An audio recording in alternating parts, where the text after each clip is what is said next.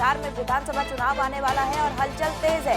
बिहार विधानसभा चुनाव के लिए कांग्रेस की नई रणनीति। अब क्यूआर कोड के जरिए होगा कैंडिडेट का चयन। कांग्रेस के सीटिंग विधायक को भी करना होगा आवेदन। विधायक का चुनाव लड़ने वाले आम कार्यकर्ता भी करेंगे आवेदन।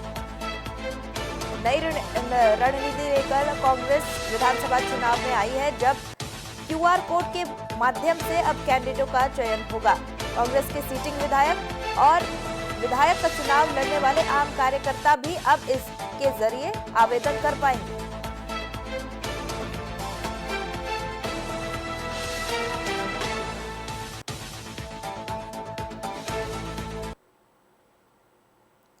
ज्यादा जानकारी के साथ फोन लाइन पे हमारे साथ पटना के संवाददाता कृपा शंकर जुड़ रहे हैं, उनसे जानकारी ले लेंगे।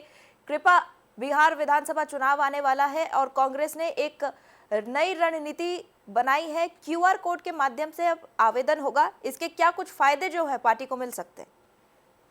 देखिए, जिस तरीके से भारत पाकिस्तान के बीच जो तनाव था, उस वजह से बिहार विधानसभा की जो हलचलें थी वो थम गई थी। लेकिन जो जैसे जैसे तनाव जो है शांति हुआ, वैसे लगातार अब बिहार की दिशा जो बिहार की तरफ जो है नेताओं का रुख भी बदल रहा है। लगातार अब नेताओं के दौरे भी शुरू हो गए। राहुल गांधी की बात करें या नरेंद्र मोदी की भी बिहार में यात्रा होने वाली है 25 से 30 के बीच। वही राहुल गांधी का भी कहा जा रहा है कि संभावना है कि 15 को आ सकते हैं बिहार में।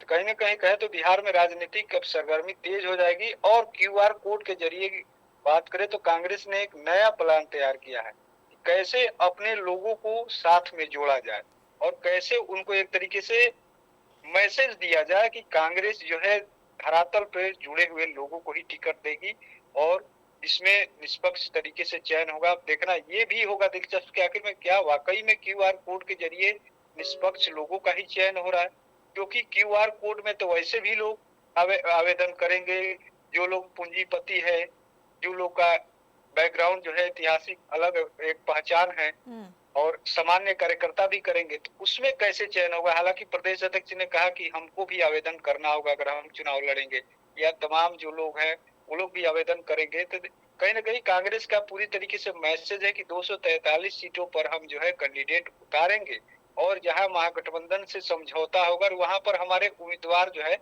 नामांकन नहीं करेंगे, बल्कि जो महागठबंधन के प्रत्याशी उनके समर्थन में प्रचार प्रसार करेंगे। लेकिन कहीं ना कहीं एक बड़ा मैसेज बनाने की तैयारी में है कांग्रेस की, लोगों को कैसे साथ जोड़ा जाए।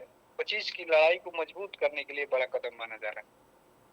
बिल्कुल कृपा, लेकिन ये रणनीति जो है थोड़ी अलग है, थोड़ी हटके है, नई रणनीति है, क्योंकि क्यूआर कोड के माध्यम से आवेदन देने की प्रक्रिया जो है ये शायद बिहार में नई शुरू हो रही है। और पूरी प्रक्रिया इसकी क्या होगी और जिस तरह के आपने सवाल किए कि इनमें चयन किस प्रकार का होगा, इसे लेकर पार्टी ने क्या कुछ जानकारी दी है?